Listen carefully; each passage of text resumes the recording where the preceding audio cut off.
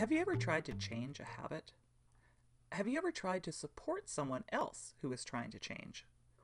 Or maybe you've struggled to understand why someone was not making changes that seemed obvious to you and the other people around them. Change can be hard. Understanding how change happens is the first step in developing your own plans for change and in supporting other people through change.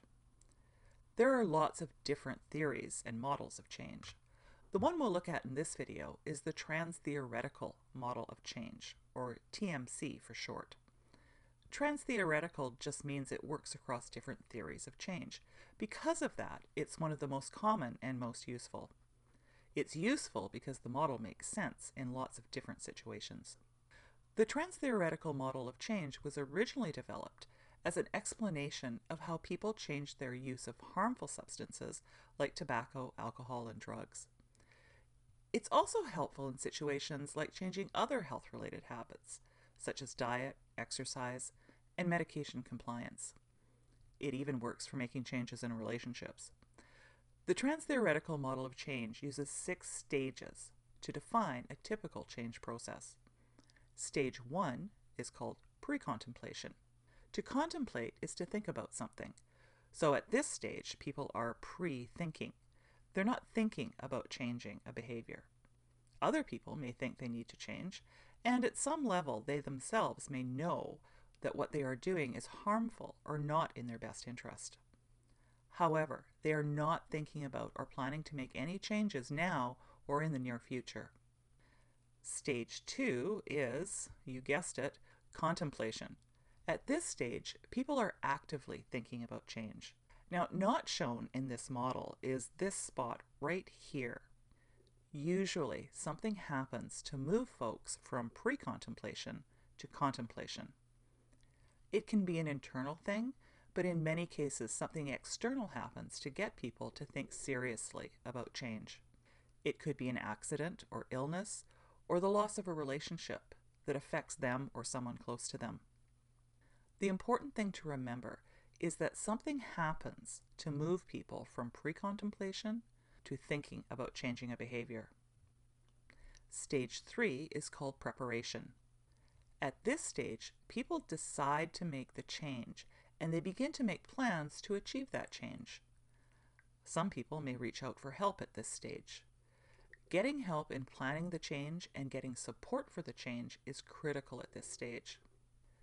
Stage 4 is the action stage, and this is where people actually make the change. They stop doing the thing that they're trying to change. They are actively changing and could be struggling quite a bit day to day, hour to hour, or early in the action stage, even minute to minute.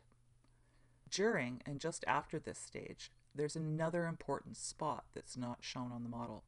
After the action stage, people can, and often do, lapse or relapse into the behavior that they were trying to change. Lapse is thinking in ways that will lead to a relapse. To relapse is to take up that behavior that you were trying to change.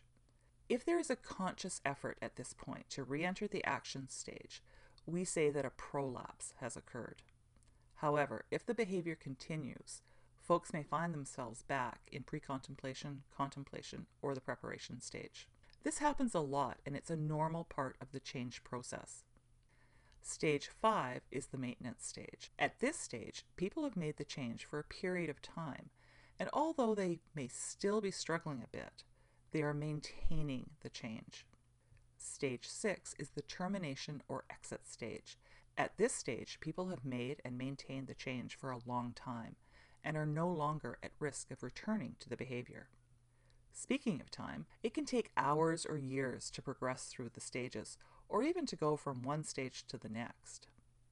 So, now you know that change is a process that we can look at in stages. Things happen that can motivate people to begin thinking about change, and it's normal for people to jump around within the stages. Things like relapse can move people backwards in the process. That's just how change works.